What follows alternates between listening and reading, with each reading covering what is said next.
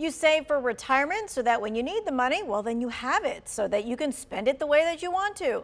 But did you know that the government requires you to take a certain amount of money out of your 401k or IRA when you reach a certain age?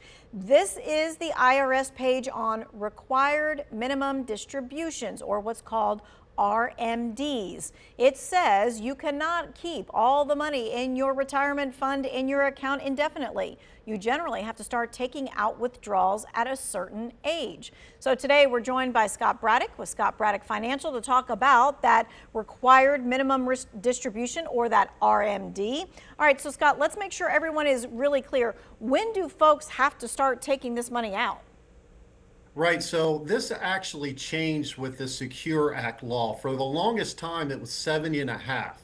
Now it has changed to 72. If you were born after 1960, however, it is 73. So there's a couple different ages that we have to pay attention to, in which you have to start taking out at least the minimum amount required. Okay, so 72, 73, you have to start taking this out now. It could change in the future for those of us who are looking at that.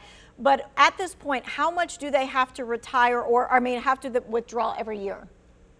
Right, so we have to always keep in mind that we have or Uncle Sam rather, has a minority stake in our retirement accounts, but a majority say. They really dictate when and how we have to take these required minimum distributions. I'm asked quite often, how much do I have to take? Unfortunately, it is not a fixed percentage. It's based on the total value of your qualified account and your age as a man or woman turning that age, and whatever the life expectancy is at that time. Okay, so there's like calculators that you can use to figure out how much you're supposed to take out. Like AARP has one, IRS has one. If you don't take out how much you're supposed to take out, what happens? Well, you're going to be penalized. They're going to penalize you 50% of what you should have been taking in that year that you missed. So very important that you at least take out the minimum amount that's required. Yeah, because you want to take it out and you want to use it. You don't want to give it back to the IRS. So what type of retirement accounts require RMDs?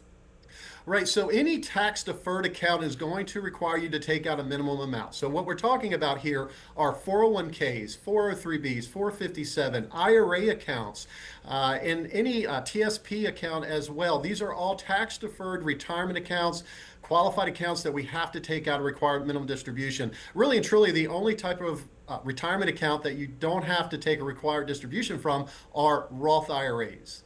Okay, gotcha. Roth IRAs off the table. What strategies are available to help kind of offset the financial impact of taking out these RMDs?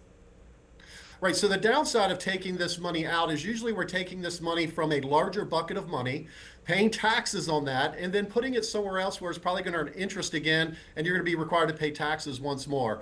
And so one of the strategies that I share with my clients is taking a look at the window of opportunity from the time you retire to the age in which you have to take those distributions, and look at converting some of that over to a Roth IRA.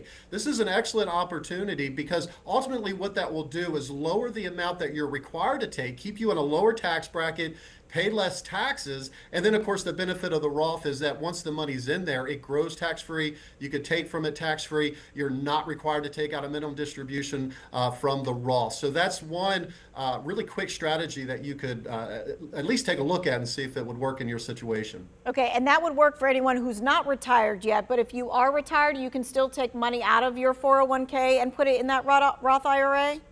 So you definitely want to meet with a financial professional here, right? But ideally, while you're working, you can make what are called contributions to a Roth. And then once you retire and your income goes to zero, you've created an opportunity to now start to convert that IRA to the Roth and stay, hopefully, or look at potentially staying within the 12% tax bracket. That's a very painless way to pay taxes on IRA money as it goes into the Roth. Gotcha. You could also, real quickly, you can also use it for charitable contributions, those RMD amounts? That's right, Tanya. So you can avoid paying taxes on the required minimum distributions if you donate those to a charity, a church, for example, or any other charity that's a charitable contribution. So you're not required to pay the taxes on the required distribution. So if you're making those type of charitable givings, this is an excellent way to start doing that once you attain 72 or 73. Because then it also helps you on your taxes, right? Because possibly you might have enough money to do that on your taxes, correct? And take that as a win for you. That's the idea, is that the RMD, for example, Okay. can go directly to the church, Okay. right? And then you don't have to pay, you're not required to pay the taxes on it. And tax planning and tax efficiency within your portfolio in retirement is really key. That's where you're going to hold on to more of your hard-earned money. Gotcha. And we want to hold on to our hard-earned money. So thank you, Scott, for explaining all that. We appreciate it.